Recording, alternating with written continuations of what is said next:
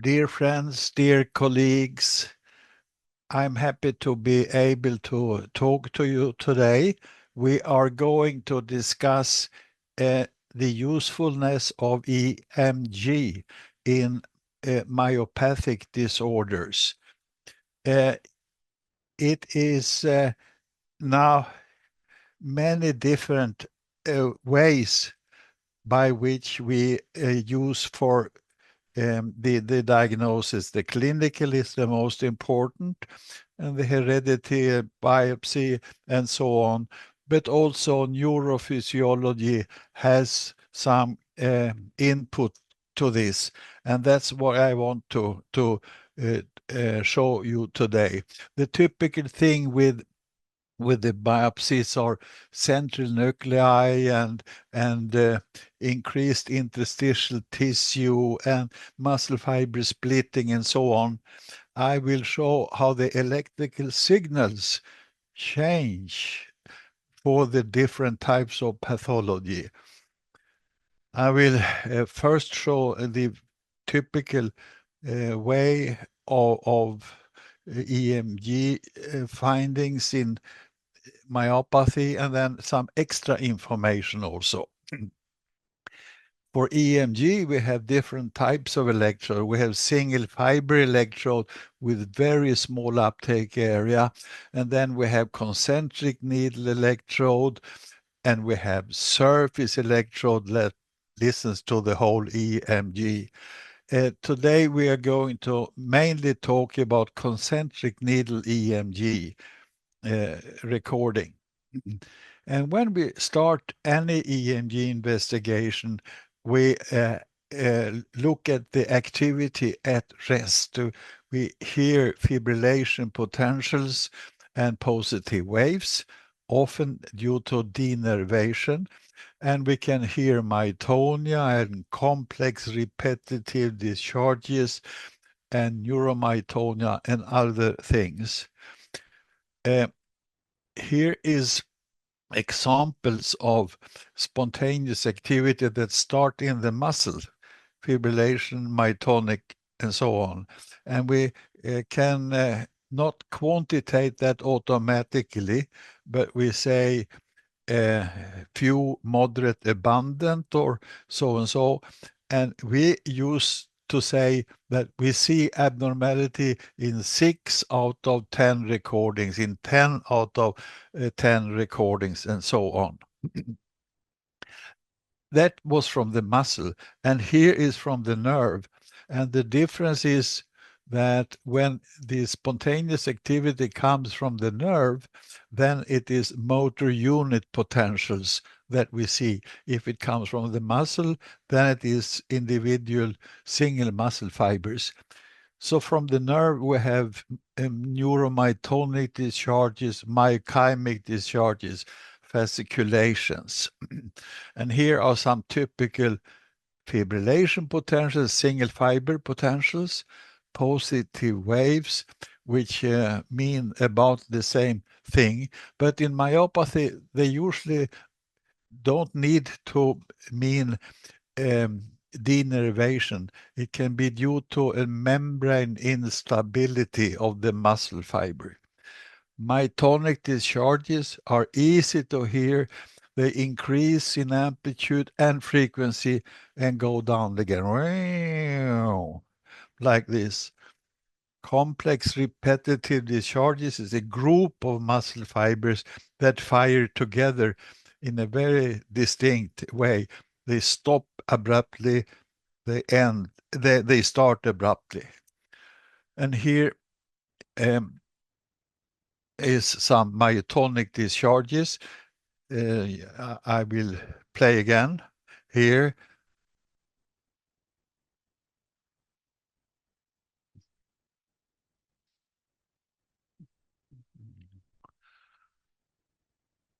And here it is very difficult to make EMG in these muscles. And then a good trick is to let the patient activate the muscle for a minute. Then we get the warm-up effect of the muscle that we know clinically. and the electrical activity, the myotonic activity disappears, and you can make ordinary voluntary EMG activity. That was the electrical at rest. The activity when we look at individual motor unit potentials with a very slight degree of activation, which gives us an information about the neuromuscular transmission, about number of muscle fibers in the EMG. Here you see 20 recordings, and you see how the different motor unit potentials, some are low, and so this is the normal situation, and here we have the very polyphasic motor unit potentials in myopathy. Some of them are very low in amplitudes, and some of them are a little higher. And as a summary of what I just said is that the spontaneous activity often shows a little of fibs and myotonia in myopathies. The motor unit potentials are polyphasic, and they are short or long duration. And then interference pattern that I did not show yet shows early recruitment, that for a given force, we get a lot of EMG activity. And here I will show you the a simulation where we have here we have the muscle, a cross section, a small area inside the muscle, and here we have end plates, and we insert the needle here into this muscle like this, and then we get these signals. And then the question is, I should actually, to make the demonstration a little better, I shall put in a few more fibers here. So the question is, why do we get polyphasic potentials in EMG? Is it due to loss of fibers? Here I will now take one fiber and I will delete that fiber. And you can see here if it becomes more polyphasic or not. I will try to oh, sorry, I try to move and delete one muscle fiber. Here, delete muscle fiber. Delete muscle fiber. You see, it does not become more polyphasic when we delete muscle fibers. So I put them back. I put the fibers back again here. Now we have them as we had before. Now instead, I will change the motor unit properties to change the fiber diameter of the muscle fiber. I make them little smaller and little larger. I take 40 plus minus 15 instead of 50 plus minus. So some fibers are very small and thin, and some fibers are big. And look at this, becomes polyphasic immediately. And this is more pronounced if we are outside towards the end on the muscle.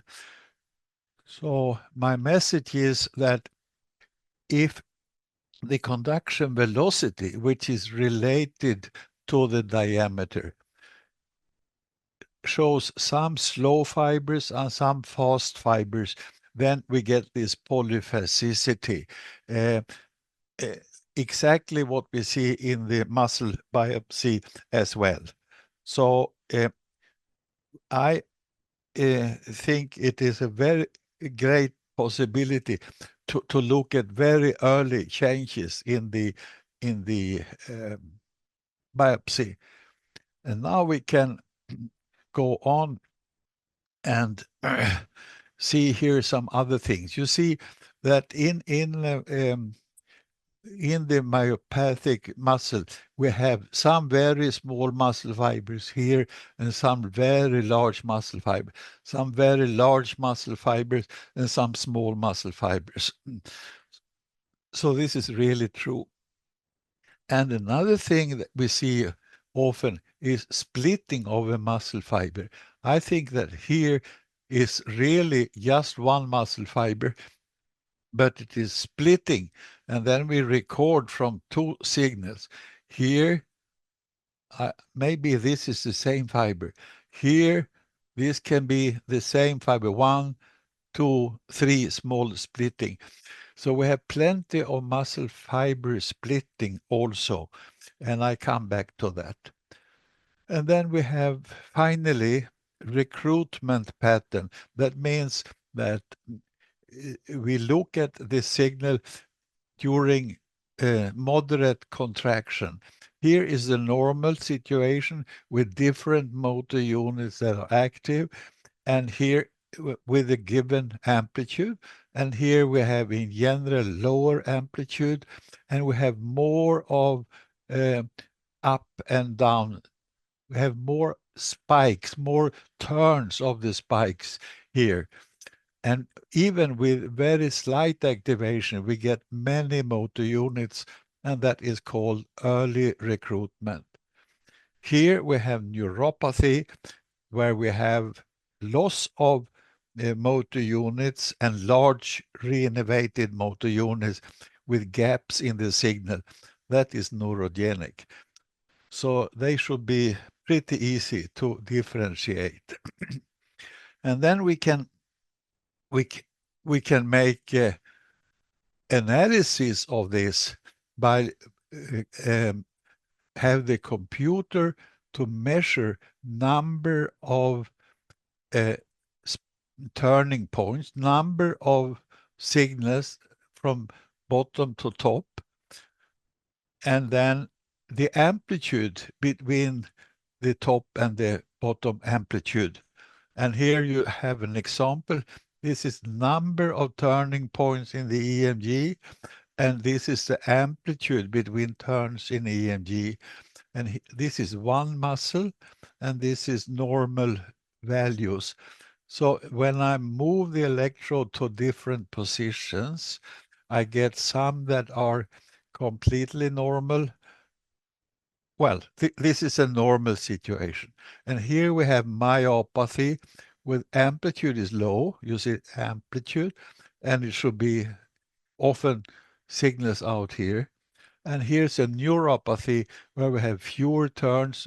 Many are of high amplitude.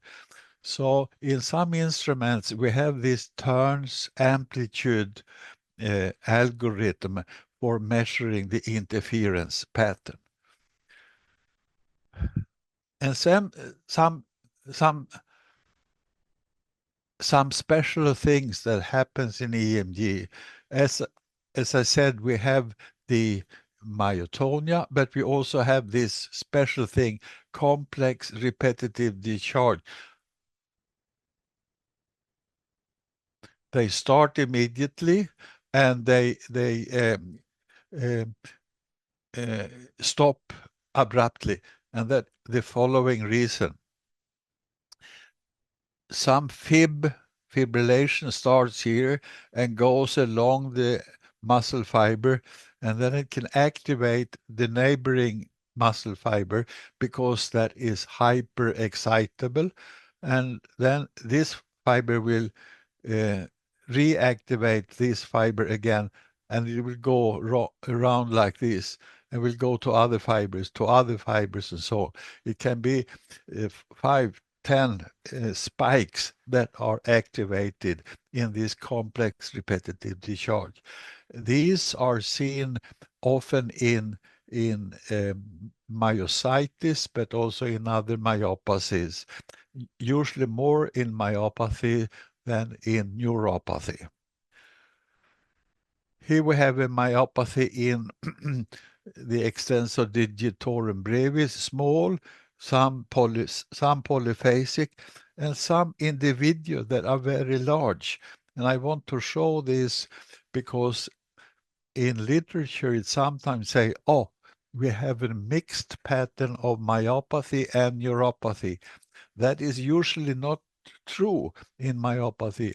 Usually these are very short, so this is not reinnervation, but we may be recording from, for example, an hypertrophic muscle fiber. It's just from one muscle fiber.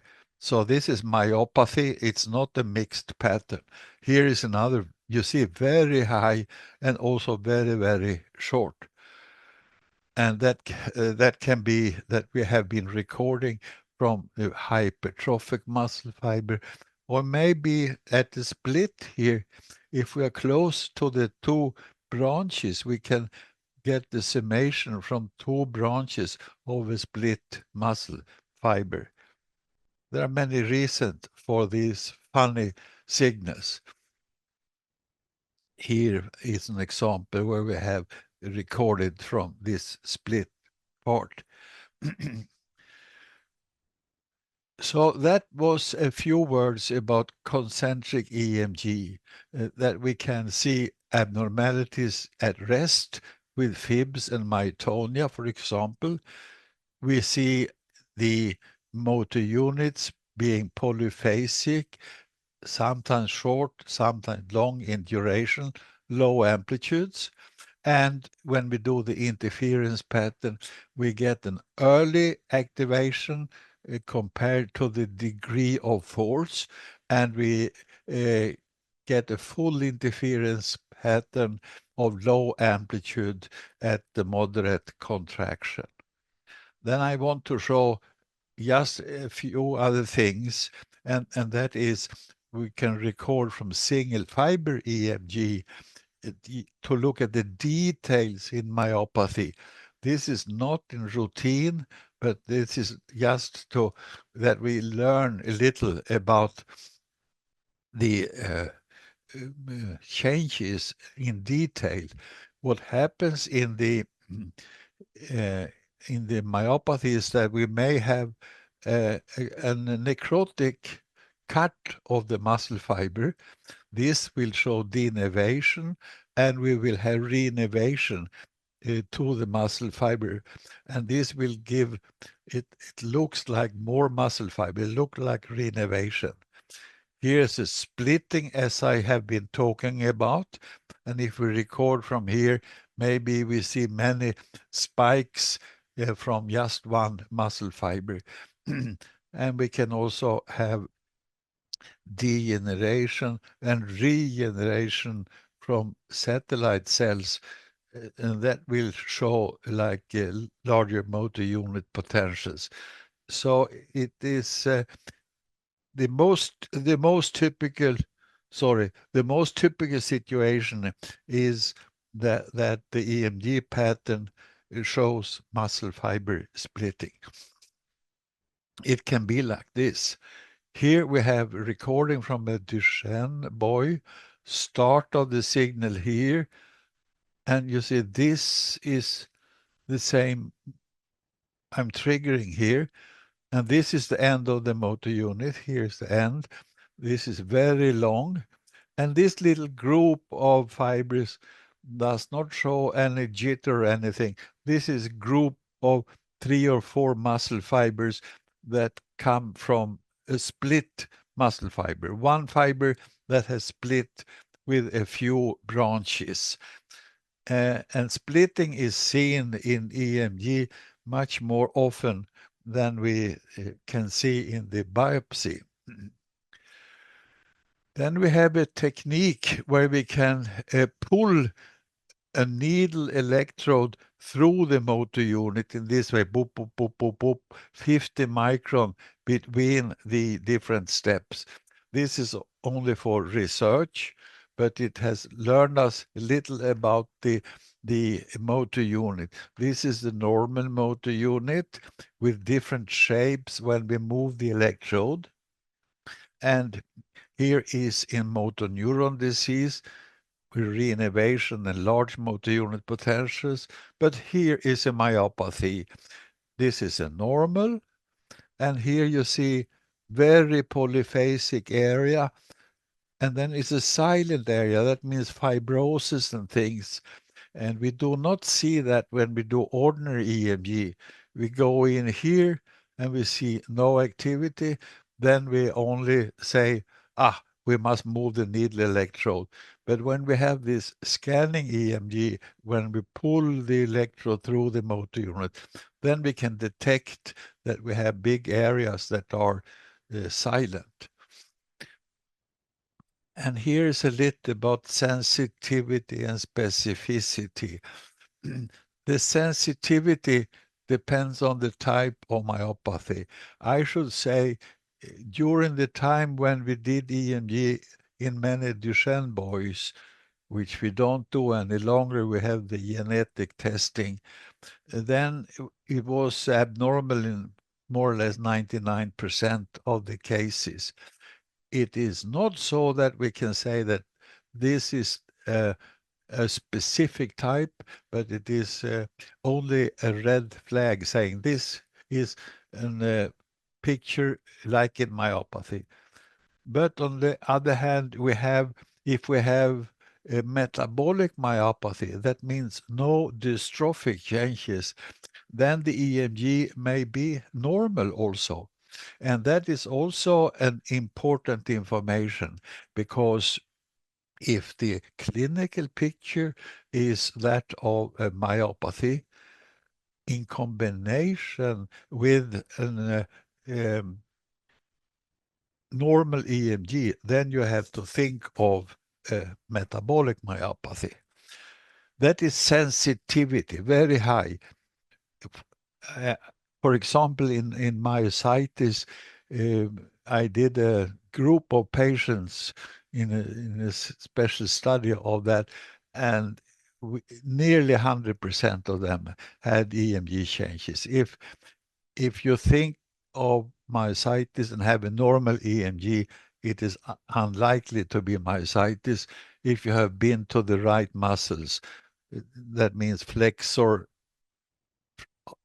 arm muscles and paraspinal in the thoracic level. And then it comes to specificity. Can we classify the type of myopathy from EMG? No, usually not. I should say so. We can see that this is myotonia with dystrophic changes, or myotonia with normal motor units. And if we have some other special findings, but usually not. It's easiest to say that it is unspecific. But a good thing is that we always look at EMG together with clinical or with other factors. If we have a myopathy and also a neuropathy, then we think of mitochondrial dysfunction or malignancy. If we have a normal EMG in clinical myopathy, we think of metabolic. And if we have the weakness and a full interference pattern, that is like in myopathy. But if we have weakness and very little of EMG, it doesn't, the motor units do not start. Weakness and normal EMG, then we think of central problems. And when do we use EMG in the area of myopathy? Well, the reason is either weakness or fatigue. I mean, that can be central motor neuron, peripheral nerve, or muscle. And here comes that weakness and fatigue can be caused by myopathy together with other reasons. If we have cramps, we may want to see if we have myotonia, or if we have benign fasciculations, neurotonia. Pain is not so common, and in critical illness, myopathy, critical illness, critical care unit. So there are different reasons for EMG, and we can do the analysis as I showed you visually, and many of you do that, or we can do it quantitatively and get numbers, which is good because it's more sensitive, and secondly, it is better if we have for follow-up over time. I think these were the time I had for this discussion, and the questions, I should be very happy to have the questions over email. I will respond immediately, and maybe we can get the answers to you during this conference that is going on right now. So thank you very much for your attention, and hope that you can use the EMG in a useful way in the diagnosis of myopathy. Bye-bye.